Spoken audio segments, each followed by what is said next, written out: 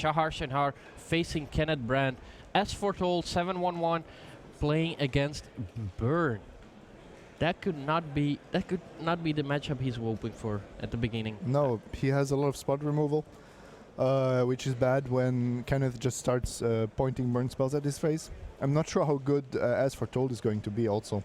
Yeah. Balance doesn't seem like the best answer to Burn's game plan. Yeah, for the players that were not watching yesterday, as we know, Shahar Shenhar is on kind of a new deck. As Foretold, 3 mana enchantment that lets you play cards for free every turn. The big advantage of the card is, of course, that it lets you play Ancestral Vision for free and Restore Balance. But as we know, Restore Balance might not be the best card in this matchup. There we already see a Goblin Guide on turn 1 for Kenneth Brand. Certainly what he was hoping for, get in that first 2 damage and put some pressure on Shahar Shenhar. Let's see what Shahar can answer with. He's got an Ancestral Vision on turn 1. If I would ever want to suspend one, it would be on turn 1, my favorite time. Now with Serum Visions, let's see if he keeps the cards on top. What are the cards Shahar is looking for in this matchup? Does he have any particular cards which are the best? I think for the early turns you definitely want as many Lightning Bolts and Snapcaster Mages as possible, just so you don't take too much damage from the creatures. Like I said, I'm not so sure about the late game. How does he want to prevent Kenneth from burning him out? Because even in the case that he manages to restore balance, both players to 0 cards in hand, that doesn't really favor him. That favors the burn player. Yeah, now he plays a Sacred Foundry untapped. I guess that's signaling either a Lightning Bolt or a Path to Exile. We see Shahar is already holding an Ahiri. That might actually be a way to kind of raise the burn deck if it comes down early enough. And Kenneth finds his second land, thinking about the attack. Does he attack here? Because his opponent did take 2. Do you attack here? No, not with only 1 creature, I think. Yeah, and you also know that Shahar kept the card on top with the Serum Visions, so maybe attacking there was not the best idea. You know your opponent is going to Lightning Bolt or Path to Exile anyway, because otherwise he's not taking 2 from the Sacred Foundry. But for example, if you are planning to drop a red Eidolon, yep, then attacking might be the correct line of play, because then you know the Path to Exile is hitting the weaker creature. But then I prefer playing my Eidolon first and then attacking anyways. Yeah, but then you give your opponent the choice. All the information, and then if Shahar wants to not take damage from Goblin Guide, he has to do it in response to the Eidolon. Doesn't get the card from the top of his deck. So let's see what Kenneth is holding. He's got a Boros Charm, Lightning Helix, Lava Spike, Lightning Bolt, and another Lightning Bolt. So that's quite a lot of damage. He just has an insane amount of burn. I think he should just fire off one of the 2 casting cost burn spells here. And there we go. Boros Charm, the first one to go to the face. Shenhar already at 11. He's not playing Dead Shadow, so he's not very happy about his life at this point. Does find another land. We already know about 1 Scalding Tarn from the Goblin Guide. Just passes the turn. He's holding Remand, but that's of course not a great card against burn. Kenneth finds his 4th land. Usually when you're playing burn, 4 lands is about the maximum you want to draw. You already see a 5th one as well, but he's gonna start by suspending a Rift Bolt. But Kenneth has drawn a very reasonable hand. He has enough burn to finish this game.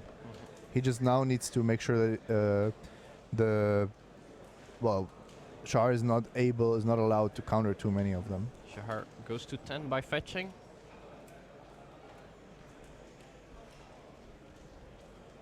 Gets the Hello Fountain.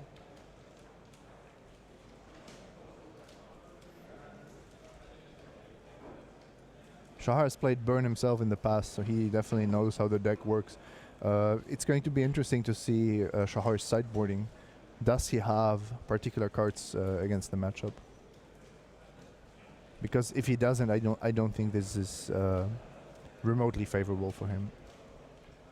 Finds his 4th land. Is he gonna drop Nahira into play, or just say go? If he drops Nahira into play, he might as well be dead right there. No, I think he already passed. And interestingly, Kenneth decides to not play anything end of turn. So he's now playing the kind of control game where he doesn't want to Shahar, for example, to cast a Cryptic One. I think with the hand that Kenneth had, I would definitely have used my mana at the end of turn. Just end of turn Lightning Helix, Lightning Bolt, untap Rift Bolt, Swift Spear, more burn. I don't really think there was a reason to play this as conservative as Kenneth did. Seems like we are going to see a Swift Spear.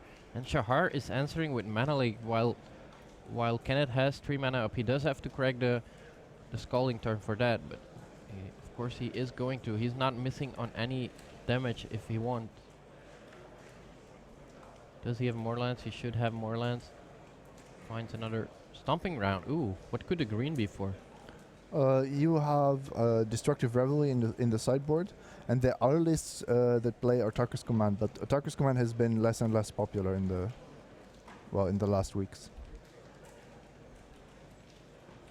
I would assume it's for sideboard cards, Destructive Revelry. So Kenneth pays 3 mana for the Mana Leak. Lava Spike goes to the face. 7.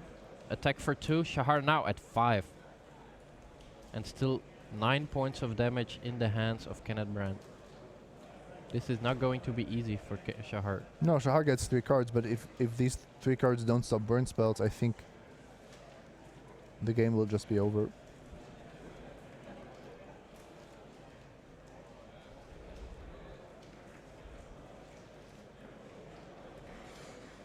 It's not a surprise to see Burn doing this well. We saw it yesterday as well.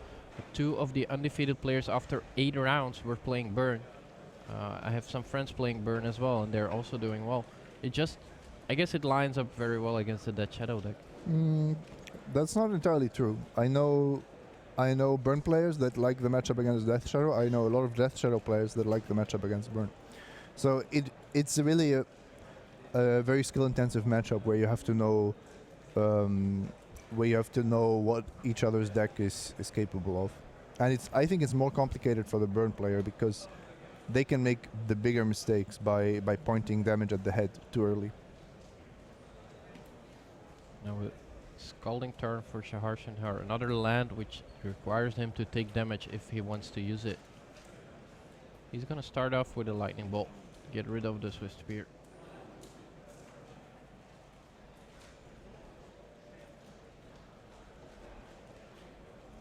Now 4 mana untap. We see Snapcaster Mage.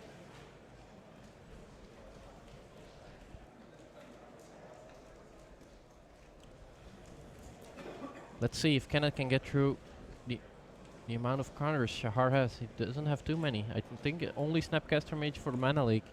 Shahar now at 2. Kenneth with still plenty of burn spells. Gonna start with suspending the Rift Bolt. Yeah, and holding up 2 lethal burn spells, instant speed burn spells. That's not too shabby. Shahar actually has only one way of answering, and he also has to fetch with the Scalding Turn to go down to 1. Riftbolt gets the time counter. Says go. Shahar is fetching. Fetch resolves. He does. Goes down to 1 life.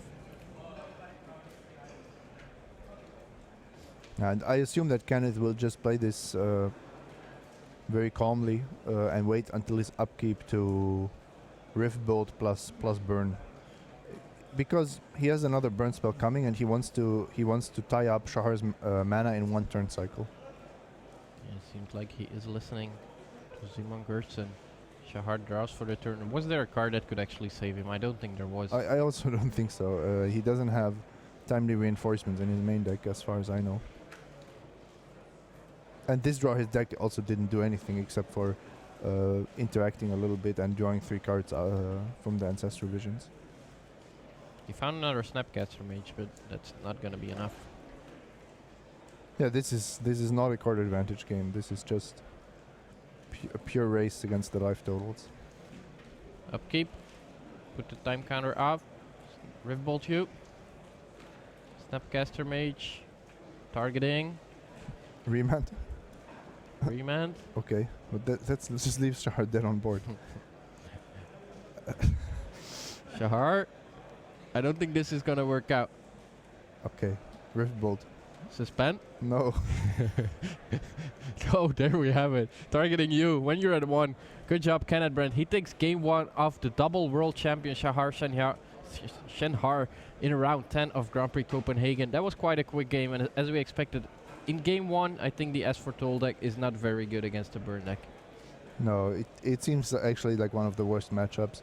You want to be playing against creature decks with much less reach. And while these players are gonna reach for the Cyber, and I'm hoping Shahar Shenhar has some powerful stuff going on, we're gonna go back to some commercials. But don't run anywhere, because we'll be back.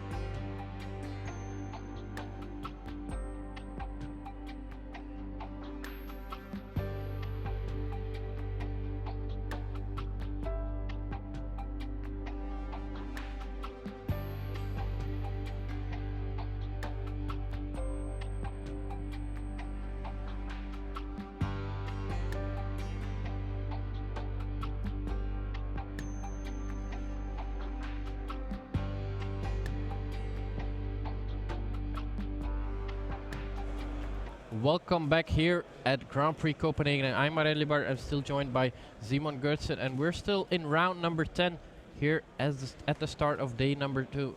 The start of day 2 is always kind of relaxing, but still for these players that are playing, the first round depends a lot. It decides a lot. It's the start of your day. Do you get a good feeling getting into the day? Do you get a bad feeling? If you're 9-0, winning that first round is just so crucial as well.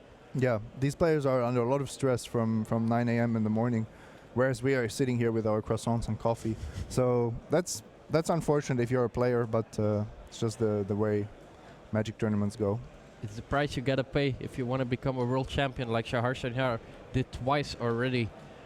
With his S for Toll deck down a game to Kenneth Brand with Burn, hoping to have some powerful cyber card. It's difficult in a format as diverse as Modern to have a fitting cyber plan for every deck, and Burn kind of requires some specific cards like timely reinforcements. What else do we White think Leyline? White Leyline, yeah, White Leyline could be something. White Leyline is there. I see the problem that Kenneth will, I think, understand that he's playing against S for Told. At least that he should assume, from if you ask me. And then he could be bringing in some destructive reveries anyway, which is a good hedge against the Leyline. Okay, both of these hands don't look particularly exciting. No, it seems like Kenneth is on the one land hand with a Swift Spear and a Relic of Progenitus. He does have double Lightning Bolt or Lightning Bolt and Rift Bolt, so he can play some burn spells. But if he does not find the second land, we've seen it before. These burn decks, they kind of want to keep every one land hand or most of the one land hands, but they do get punished quite a lot as well. Yeah, and the relic is not so easy to cycle. 2 mana is a lot. So here Kenneth actually has an interesting decision point. It's not always correct to run out the Swift Spear, because in this situation I think Shahar will have the Lightning Bolt ready. Basic Mountain is I think a big sign. So if I were Kenneth, I would think about actually just suspending a Rift Bolt. Yeah, it seems like he's going for the Swift Spear. If you're playing Burn, you just want to go for it all the time, but he runs into the lightning bolt as you predicted, and now a basic island for Shahar Shenhar. Definitely better mana than the first game, doesn't require to take any damage. And now Kenneth already stumbling a little bit with his mana. Here we see it, Relic of Progenitus. With no mana left, please remove your lightning bolt. Do you like sideboarding a card like Relic of Progenitus in this matchup? No, I think it's too low impact. Now it looks on the surface it looks like it will prevent Shahar's Snapcaster Mages from being too effective, but that's only half of the story, right? If Shahar sacrifices a fetch land and plays 2 spells, then you already have to sacrifice it. It will do some work, but you're playing against the clock because you have to assume that Shahar will take over the game at some point with the Nahiri, for example. And talking about Nahiri, I see one in Shahar's hand together with a Negate, a Remand, and the Emrakul. He says go. A bit surprised by that. Yeah, I would have played the Nahiri, I think. And Rivbolt goes to the face. Shahar goes to 17. Ooh, some more 1 mana burn spells, but no second land just yet for Kenneth Brand.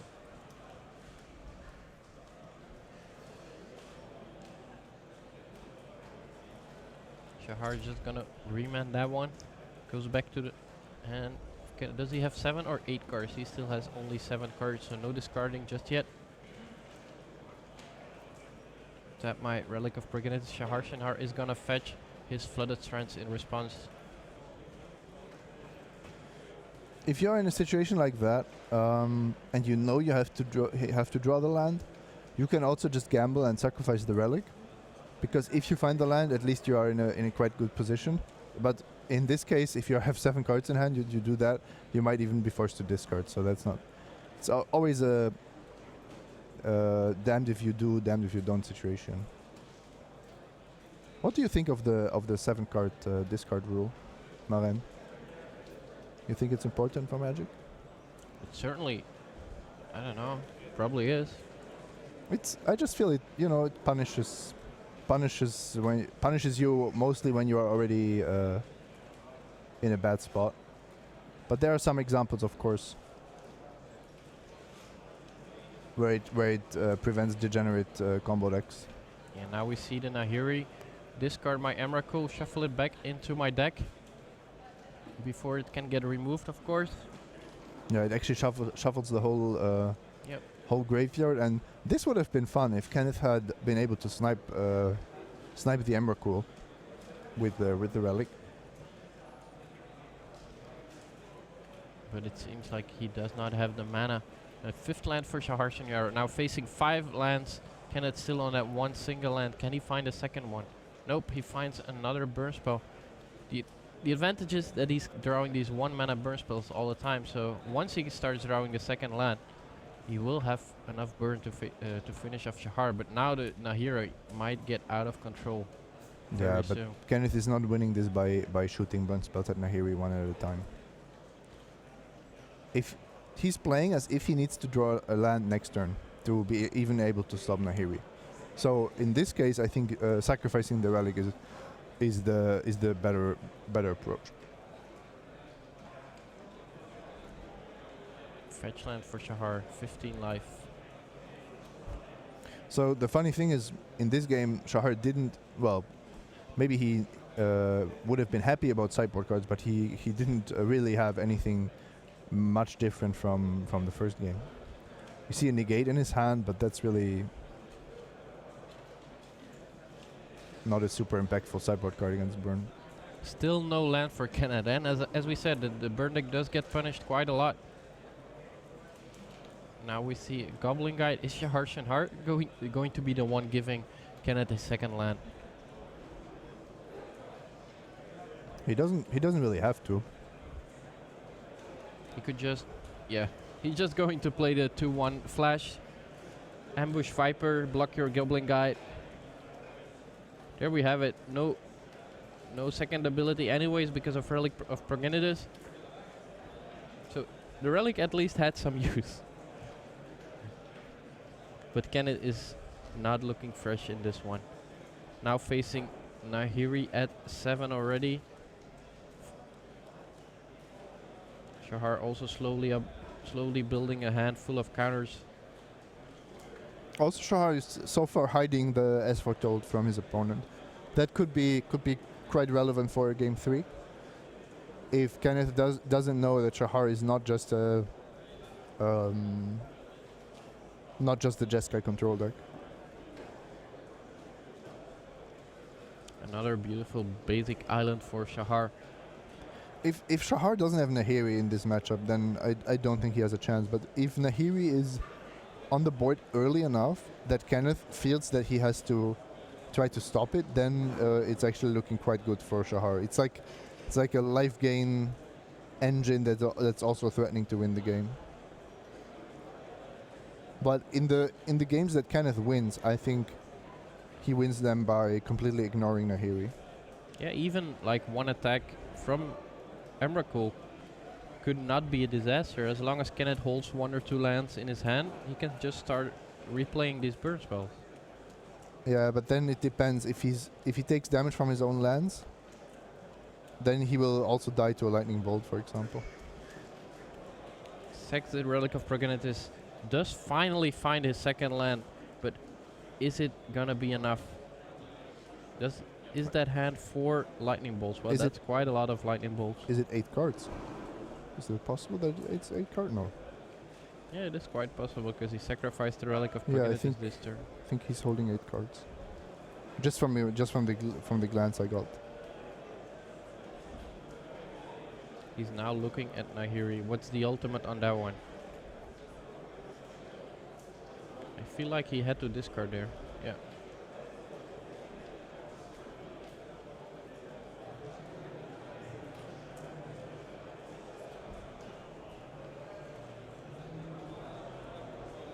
Now with the writings there, as foretold gets discarded by Nahiri.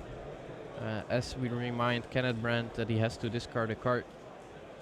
Let's see what he goes for. I'm guessing one of the 2 mana burn spells.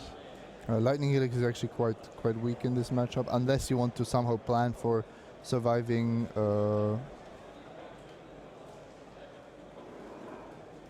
Unless you want to plan for surviving Emrakul. But still, Boros Shamtil's 4, so it's just the strictly better option from the burn player's perspective. Yeah, and Skullcrack works against opposing life gain, so I'm not sure that's the one he wants to be discarding. In the meantime, Shahar is holding Mana Leak, Negate. He'll be ready with his Emrakul in a couple of turns, and then maybe deal the final damage with Snapcaster Mage. Yeah, we just have to wait. We just have to wait for the judge interaction to be finished there. I don't know what the current fix is for failure to discard. Well, I think too much has happened so far to just back it up, to just go to the end step and let him discard or let him play something. So I feel like he will just have to discard a card. As we see on our second table Magnus Lanto, he's already finished, it seems. He's playing, I believe, 4-color or 5-color Death Shadow? Yes, it should be Jund-based Death Shadow, splashing Stubborn Denial in the main deck, and then his team also has Lingering Salts, the Lingering Salts package in the sideboard. It seems like we are backing up just until there's end of turn. There's the Lightning Helix. Oh, there is, yeah. So he had to discard. And now we're in the main phase of Shahar Shenhar. Shahar is gonna Mana Leak that Lightning Bolt, making sure that Nahiri stays at 9. He really wants to ultimate right there. Now Kenneth, of course, finding some more lands. 3 lands now. Let's see if he can finish off the Nahiri before it goes ultimate.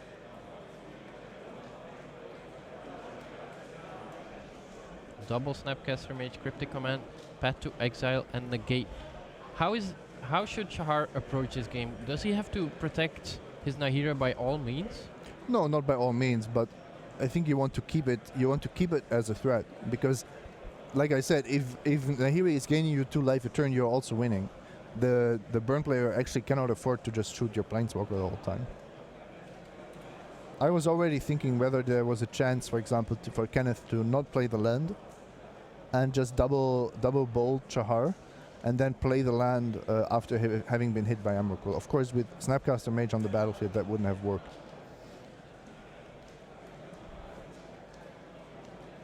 So now Nahiri gets to 6 from the lightning bolt. Snapcaster Mage is gonna mana leak on the lava spike, which was still on the stack. Nahiri is still at 6, so it's certainly surviving another turn, and Shahar Shanhar drawing yet another counterspell in the form of mana leak. And maybe even more important, he found himself a Snapcaster Mage to put Kenneth at 15, which is the magical number when you're playing Emrakul. Yeah, this is not a game that Kenneth can win. He will now, because Shahar is on 14, he will have to burn Nahiri every turn. So basically, he's effectively missing out on 3 damage for Shahar, and every turn Nahiri grows by 2. But maybe he's switching plans now.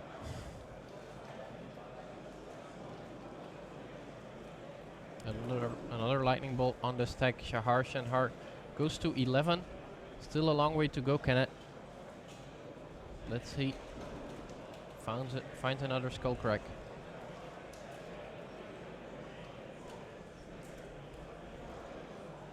This does mean that Kenneth can at mostly play 2 burn spells with his 3 mana, and Shahar Shanhar is already with more than 2 counter spells, so we should be seeing an Emrakul next turn. Just takes another look at the Nahiri, the Harbinger. Quite a new card, but it has, well, it's not like not from the last 2 sets, but it kind of added another dimension to the Jeskai control deck. Yeah, and I think it's an important one, because otherwise you're not able to close out the game early enough, and the discard draw ability of Nahiri is actually quite valuable. So this game will be locked up for Shahar now. Yeah, it's going to be interesting if Kenneth can keep a stronger hand in game 3, maybe without the Relic of Progenitors, just classic burn aggro start. And there we have it, the Emrakul still on the bottom from the scry earlier in the game. Attack you for 15. Game number 2 to world champion Shahar Shanhar as he finishes the game with his Nahiri. Kenneth stuck on 1 land for quite a long time. Do you think he would have had a good chance of winning that game had he found a 2nd land earlier? I think yes. Yeah. I think if you draw your 2nd land, you generate so much more mana that you can actually just threaten on Shahar's life total right from the start. So, yeah, let's say you have a land on turn 2, then 20 life is actually how much mana does it correspond to? 7 or 8 mana. So it's not a problem. We see Shahar Shanhar reaching for his cyborg once again. Kenneth also looked at his cyborg, but seems to be happy with the way he cyborged. Just not very happy about the way that game played out. Stuck on 1 land for quite a long time. His Relic of Progenitors did not help him find a 2nd land.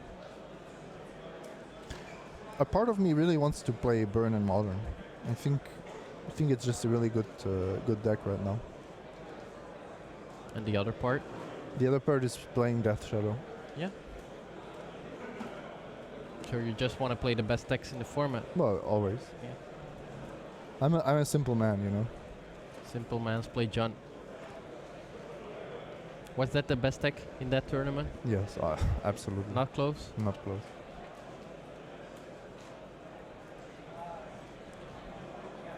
Kenneth Brent, he does seem to change it a little bit up. Does he reach for maybe Destructive Revelry, as you said, just to get rid of the Esfortol? We did not see any Leyline of Sanctity from Shahar Shanhar, and while he was shuffling his deck, I don't think I saw any either. He does seem to change 4 cards, so that's quite a bit after game number 2. I see 1 Engineered Explosives, for example. Just hoping some more cheap interaction. It's not bad on the draw. Maybe if you can just drop it for 1 mana, it puts your opponent into a tougher spot, and you might even get the Relic for free. in a sense. Seems like our other matches are already finished, so we're gonna stay with this one. Or there's one more going, but it's still they're shuffling as well. So we're gonna stay with this match here in the beginning of round or of day 2 here at Grand Prix Copenhagen. We saw a lot of interesting matchups yesterday, but we're just at the beginning of today. We'll be following you with 5 more rounds of Modern before the top 8, quarterfinals, semifinals, and finals, and then we will know who will be the king of Modern for this Grand Prix. Shahar is putting in some more Path to Exiles again. I think he decided against the Engineered Explosives ultimately.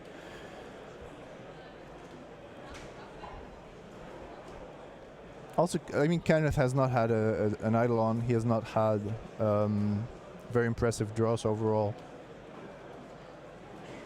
And that's, I think, what Shahar needs, because on paper his deck is not really equipped to beat Burn.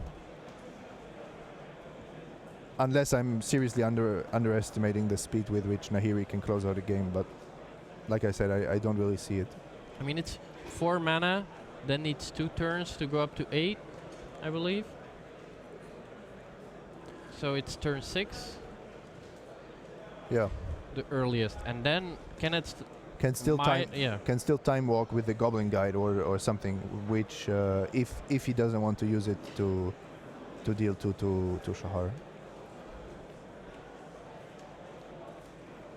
Mana Leak, Negate, Snapcaster, Nahiri, Ancestral Vision, another Snapcaster, but seems to be only 1 land for Shahar Shenhar. Let's see if Kenneth can find more lands. He does find 3 of them. Skullcrag, Swift Spear. Quite a good hand for Kenneth. Maybe 1 land too many. Yes, but he has to expect that this matchup goes long, so he will draw a few more lands.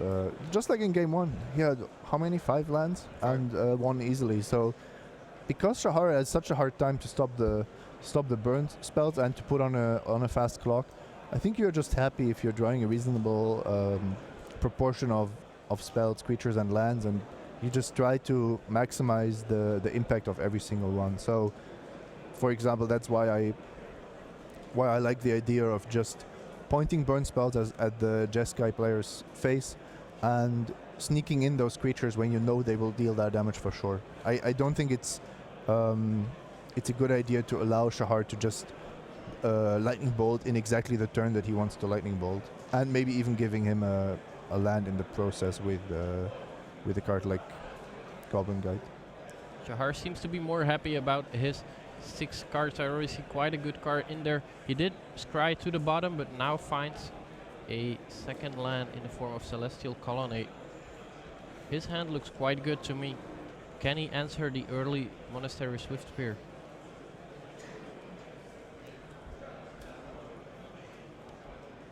There we have it. Steam Vents go to 17 and Lightning Bolt your Swift Spear.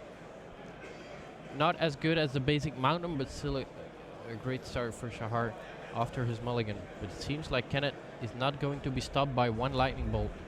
Fetches, reaches for another Mountain, I would think. Yeah, there we have it. Already has quite a better draw than last game, where he was stuck on 1 land for about 8 turns.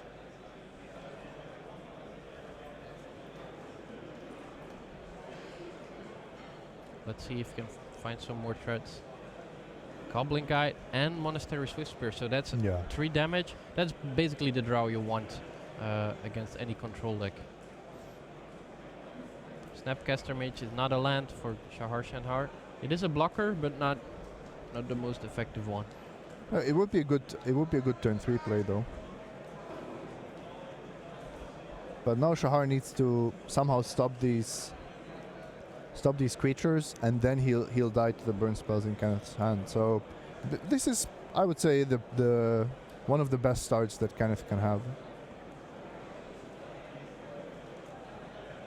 Especially because Shahar Shenhar always has to take damage from his lands as well.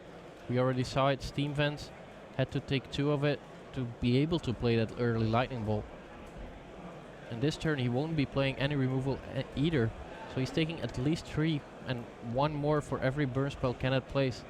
Stomping Ground go to 17. Are we going to see 7 to the face? 10, 12 damage already this turn. This could be a very quick game and a loss to Shahar Shenhar if he does not find something very quickly. Lightning Bolt you. Trigger a Swift Spear. Boros Charm you. Trigger a Swift Spear. Get in for 5. Shahar Shenhar down to 7. Down to 2. This is going very quickly. Downhill. Can he find the answer to the Goblin Guide and the Monastery Swift Spear?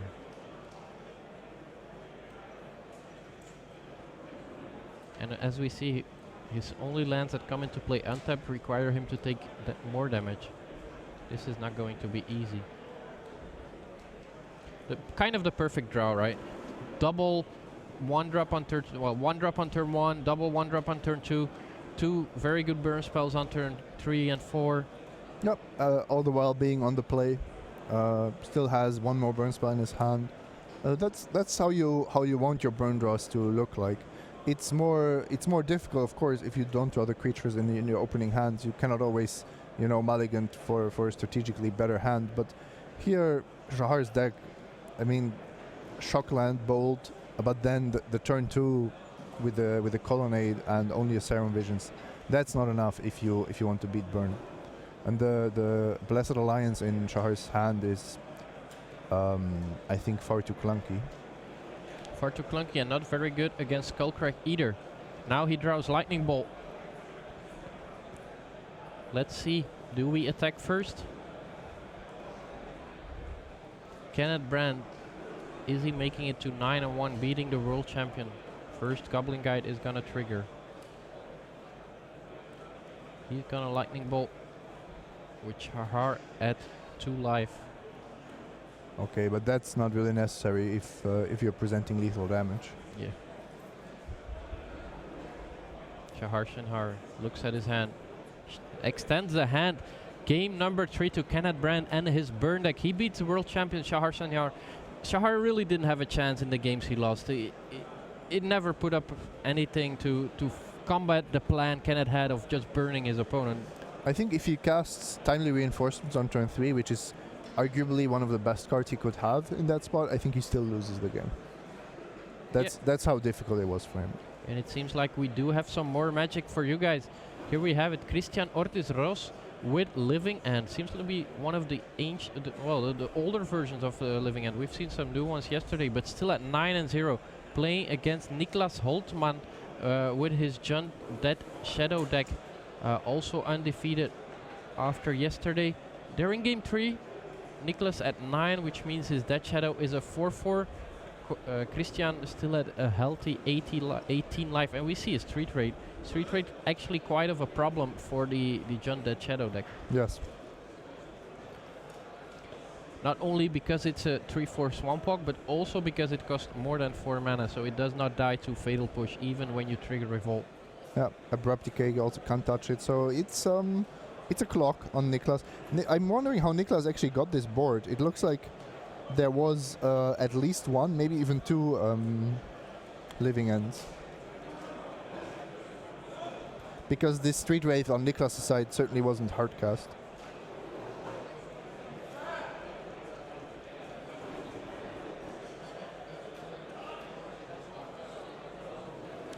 And we have it. Christian is drawing for his turn. Simian Spirit Guide in his hand. He puts Niklas to 6 life.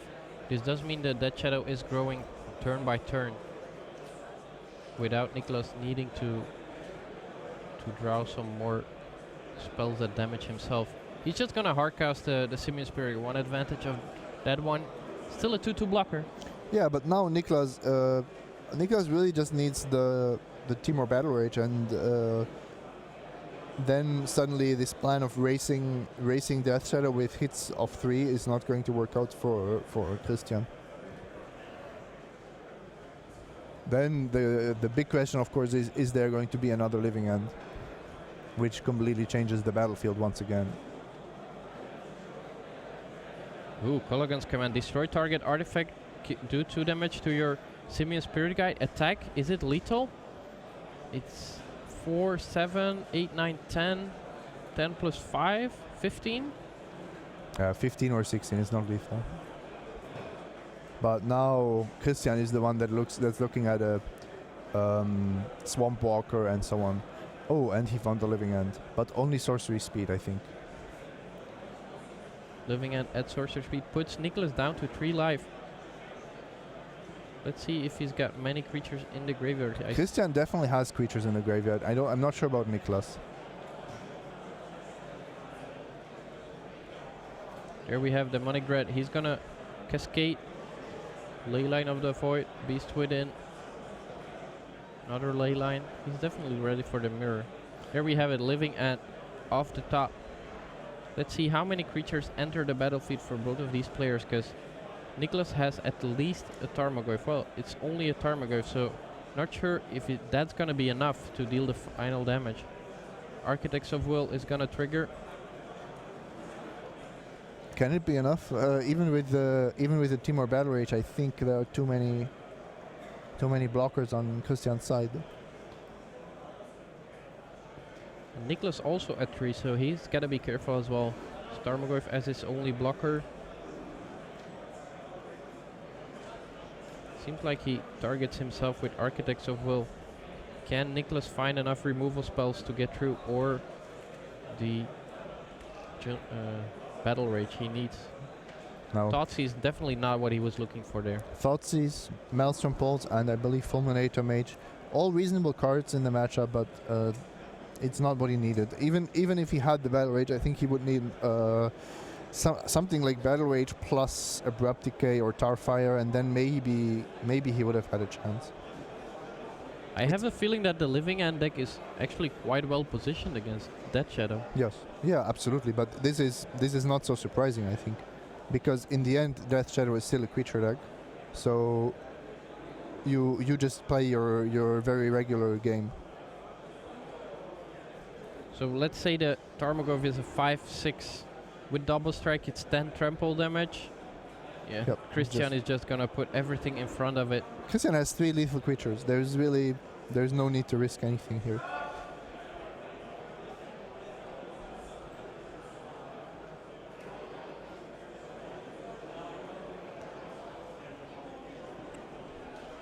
Let's see if the Tarmogoyf is big enough to kill 2 of these, and then the third can get killed by a Maelstrom Pulse. If it has 5 power, it can kill the Architects and the Simian Spirit Guide, but that means there are 2 3-power creatures, or rather 1 3-power and 1 4-power creature left on the battlefield. So it would need to be a 7/6, 7/8. It was a 5/6 last turn. I don't think it grew. Maybe it even shrank because, oh no, I think there's a Mishra's Bauble in the graveyard. Nicholas considering his options. He does not have a Lightning Bolt to kill another creature. I don't think he can get there. Might be picking up his first loss of the tournament at the beginning of day 2. And as good as going undefeated in day 1 feels, losing round 1 in day 2 is still very disheartening. There we have the handshake. Living End 10-0 after 10 rounds. As we said yesterday, not too surprised. Living End putting up a good show. Got some new cards with the new set. There we have our 2 players. Decyborging and getting ready for round number 11. So are we. We are going to get ready for round number 11 after these commercials.